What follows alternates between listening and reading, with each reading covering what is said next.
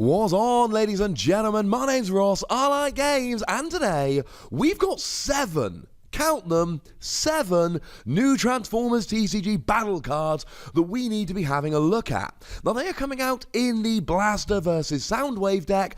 I have shown you 3 videos on that, one about the deck, and then one about the Blaster deck, one about the Soundwave deck. Remember, it is coming in both 35th anniversary old school style and new school art fits what we've seen so far in the TCG style. And they're going to be available in different locations. That's not the discussion for today. The lovely folks over at IGN.com have done an unboxing of the deck. Yeah, they've already got a copy and I don't. The jealousy is real. And they have shown us that there are 7 exclusive battle cards, which you can get in that deck that you're not going to get anywhere. What am I going to do? Not show you those cards? No, ladies and gentlemen, that doesn't sound like me. They are, however, so inextricably linked with the deck itself, it doesn't really make any sense to do them separately, so we're going to have a longer video today as we dig through all 7 of them. Though I do recommend, if you haven't already, go check out my video about the Blaster and Soundwave decks to give yourself a little bit more context in terms of what these cards are going to be able to do. So starting off then, we've got Inner Groove, an upgrade utility with a white icon that can only be put on mini cassettes. Gives you +1 attack, gives you +1 defense. Now, this is kind of cool. It reminds me very much of Ion Blaster of Optimus Prime. Now, to be fair, that gave you +2 attack. This only gives you +1, but that could only be put on Optimus Prime. This can be put on mini cassettes. Now, to put it into a little bit of context, if you're playing the Blaster deck, we are expecting you, and there's no guarantee you have to play like this, but if you're playing it kind of as a deck, then you're generally playing Blaster with Eject, Ramhorn, and Steeljaw. And if you're playing Soundwave, you're playing it with Ravage, Buzzsaw, and Frenzy. Now, you do have to deploy those cassettes from under Blaster and Soundwave, but essentially, once you've done that, you've essentially got 3 targets for Inner Groove, compared to something like Ion Blaster for Optimus Prime, where, okay, you can play a double Primes deck, and if you are playing double Primes, please put it in there. Otherwise, you sometimes won't always have the greatest target for it. The other thing to mention here is that you are boosting both your attack and defense without using either your weapon or armor slot. You're using your utility slot to boost both attack and defense, and as we've talked about in a bunch of videos previously, that can be huge. We're also getting Obstructive Rhythm, another white icon card. It's an armor. For each mini cassette you have on the battlefield, the upgraded character has Tough 1. Now, this can be put on anyone. Clearly, the aim of the card here is put it on Blaster or Soundwave after you've deployed all 3 of your mini cassettes, and then you get Tough 3. You don't have to, though. There's nothing to stop you putting this on Ravage when you've got the 3 mini cassettes out and getting Tough 3. Incidentally, it does say for each mini cassette you have on the battlefield, the upgraded character has Tough 1. So if you've only got 1 mini cassette out, and you put it on that mini cassette, you get Tough 1 by virtue of the fact that it is in and of itself a mini cassette. Cool. And putting that into context, Tough 3 is really good. Tough 3, you're talking cards like Body Armor, which can only be put onto a melee character, but then by the same token, it's not always going to be Tough 3. Sometimes it's going to be Tough 1. That's, shall we say, quite a bit less impressive. Intercept's Communications, double black icon. You'll notice that black icons were revealed, released, debuted, call it what you will, in Wave 3, War for Cybertron Siege, which just came out rather recently. And although we had black icons, we didn't have any double black icons. This is the first one we've got. You will also notice that it is a star card, meaning to play 1 copy of this is to take up 1 of the 25 stars for which you have to make your deck. Now, one important thing to note, if we have a look at Blaster and Soundwave, they get an extra star to start the game with for each mini cassette they have under them. So if you do play the general deck with Blaster or Soundwave and their free mini cassettes, then that means you will have 3 extra stars to play with in addition to your characters, which will allow you to play free Intercept communications. If you want to go down the piercing route, you don't have to, though it is a good option. And that's the way we're going in the game nowadays. The double orange and double blue pip cards from Wave 2 and Wave 3 were all star cards. We did get 1 upgrade and 1 action for blue, and 1 upgrade and 1 action for orange that had the double pips in Wave 1.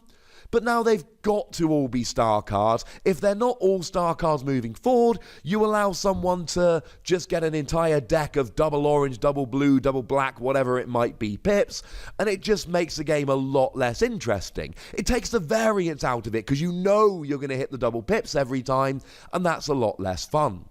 But what does this card actually do? Well, you can only play it if Soundwave was on your starting team. Even if he's been KO'd, that's fine, as long as he was on your starting team. You draw 2 cards, and then you choose a card in your opponent's scrap pile and put it on top of their deck. To be fair, this is phenomenal. This isn't like, oh, that's quite a nice card. No. This is phenomenal. Double black pip, phenomenal. Drawing 2 cards is basically Pep Talk, which is our go-to drawing card. I mean, we've got Universal Network Access that draws us 3 cards, but that is a star card. As opposed by the same logic, so is this, but this has a double black pips, and you get to take a card from your opponent's scrap pile and put it on top of their deck. Now, you're going to be playing this during their turn.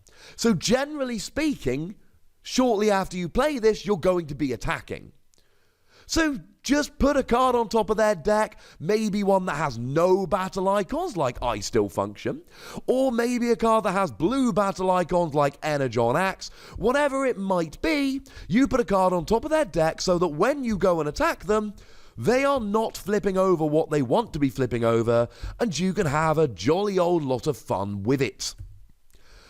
Buzzsaw, Ravage, Frenzy Attack. You don't need me to tell you that this is designed for the Soundwave deck.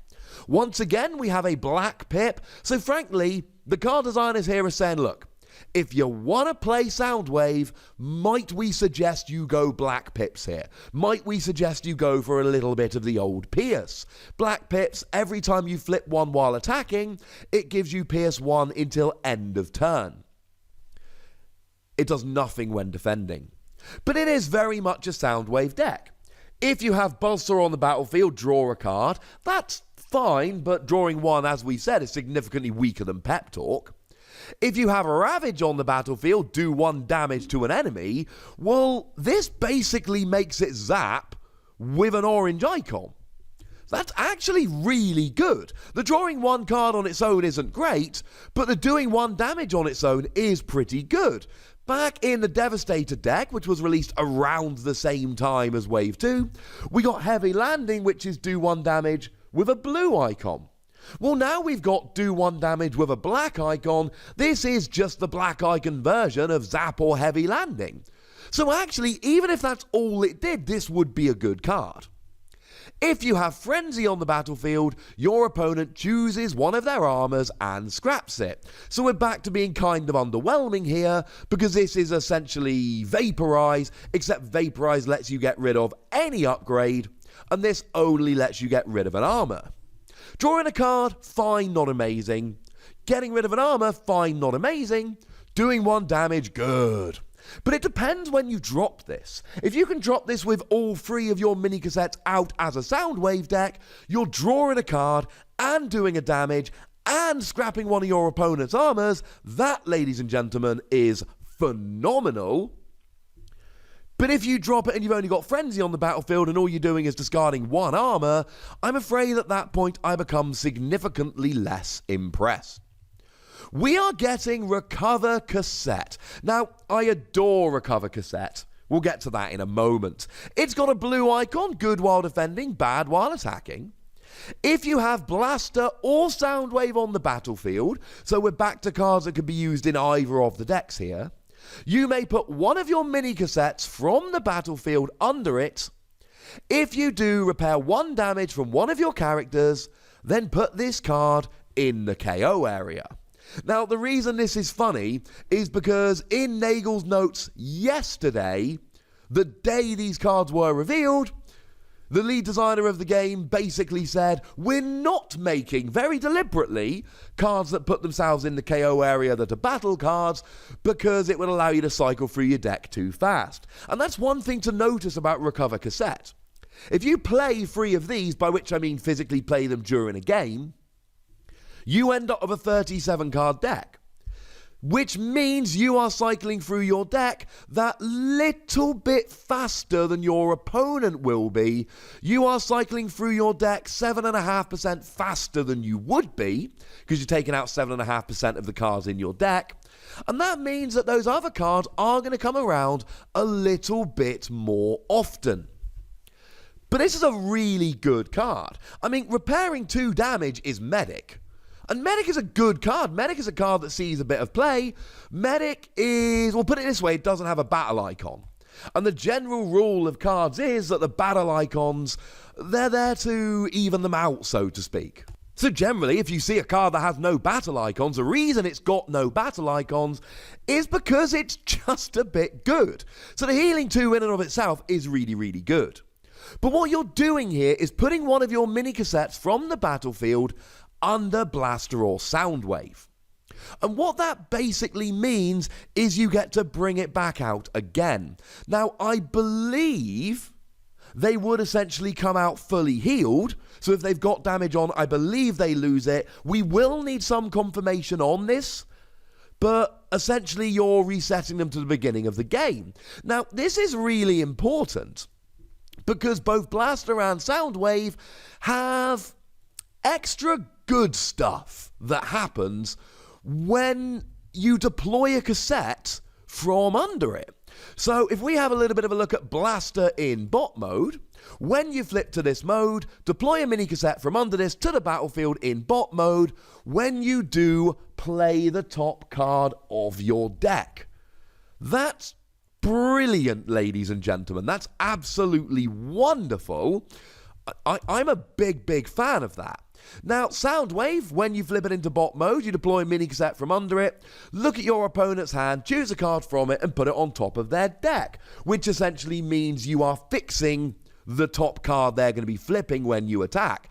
Of course, if you combine this with Intercept Communications, you can basically fix the top 2 cards of their deck, and you can make sure they don't flip a white, and if they don't have any tough, you can actually fix both the cards they'll be flipping when you attack them. Because generally when you attack, they flip 2 cards, add the blue icons to their defense.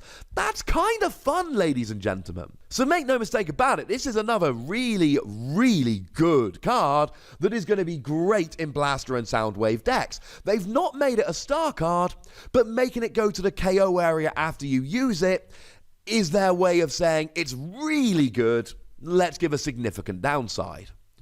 Though there is a second star card in these decks. Interpret the Airwaves, a double orange icon card. Now that's really important because it's a star card, and like I said earlier, we're not having double icons that aren't star cards at the moment. That's just not on the cards, to use an expression. You will also notice that up till now, they've been really good at making sure they've got even numbers of double orange and double blue icon cards. That's not the case anymore. We're getting a new double orange icon card without a double blue icon card.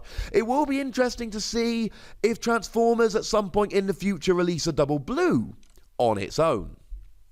Now, it can only be played if Blaster was on your starting team, but that's nice and even because Intercept Communications can only be played if Soundwave was on your starting team. And that was a star card, and this is a star card, so at least that's nice and even. Look at the top 5 cards of your deck and put them back in any order. Now this really intrigues me because I play a lot of card games, as if you watch this channel regularly you'll know. There is very little search in the Transformers TCG. Generally speaking, you've got to let the cards come to you, but you've got those green icon cards that when you flip while attacking or defending, the end of the battle, you may choose to swap a card in your hand for one of those green icon cards, like the Enigmas. And you know I'm using Dinobot Enigmas because Dinobots are the best. But we don't have much search. This isn't search per se, it's reordering the top 5 cards of your deck, but it's going to allow you to draw into cards a little bit earlier than you were otherwise planning to. Make no mistake about it, this is some of the best search we've had in the game so far. This is really good. And then finally, Daring Counterattack. It has an orange icon, good while attacking, not great while defending. Choose one of your characters. It gets +1 attack until end of turn for each Autobot mini cassette in your KO area. If you have Blaster on the battlefield, the chosen character also gets Pierce 6 until end of turn. So this is very much a Blaster card, but then again we did get Buzzsaw Ravage Frenzy Attack, which was very much a Soundwave card. So you know what? I'm cool with it, ladies and gentlemen. I'm cool with this being a Blaster card. Now, +1 attack for each Autobot mini cassette in your KO area. This is good in the late game. This is quite nice. It's just giving you +3 attack. +3 attack is pretty gosh darn good, ladies and gentlemen. There are other cards that give you +3 attack, but make no mistake about it, when you're looking at something like Grenade Launcher that gives you +4 attack but falls off at the end of the turn, +3 attack is good. But Pierce 6 is ridiculous. Utterly ridiculous. And again, you can choose any character. So if you've only got Blaster on the battlefield, you essentially choose Blaster. You'll get +3 attack, assuming you had all the other Autobot cassettes and they're in the discard or the KO area. And then you get Pierce 6. Now remember, Pierce guarantees damage equal to your attack or your Pierce, whichever is lower. But given that Blaster is starting off with a base attack of 5 here, you'll be at 8 attack, Pierce 6. I mean, if you've got one of these in the KO area, or you flip a single orange icon, you're guaranteeing 6 damage. Pierce 6 is ridiculous. Again, to use another card as an example, Piercing Blaster gives you Pierce 3 and is a pretty good piercing card. This gives you Pierce 6. This is good. So we've got 3 cards which are just generally there for whoever might want to use them. And then we've got 2 cards that are specifically for Blaster, 2 that are specifically for Soundwave. We've got a couple of double icon cards, we've got a couple of star cards. These are pretty gosh darn good. None of them are any good outside of this deck. So it's not like the Devastator deck where we could look at Heavy Landing or Work Overtime and go, hey, they're going to be really good in other decks. It's like the Metroplex deck, whereby these cards are only really good for these particular decks. Having said that, some of them do refer to mini cassettes generally, which will give those a little bit of utility in the future. Either way, ladies and gentlemen, I'm a little bit excited about this, and you should be too. But I'd like to know what you think about all of these new battle cards, so please do let me know in the comment section. Go nuts! But please do remember to be nice. And then make sure you like this video, subscribe to this channel, and follow me on Twitter @TheWossy, where we can talk about Transformers, or whatever other games take your fancy. But by far the most important thing as always, look after yourselves till next time. Thank you very much for watching. My name's Ross, and you've been watching Wossy Plays.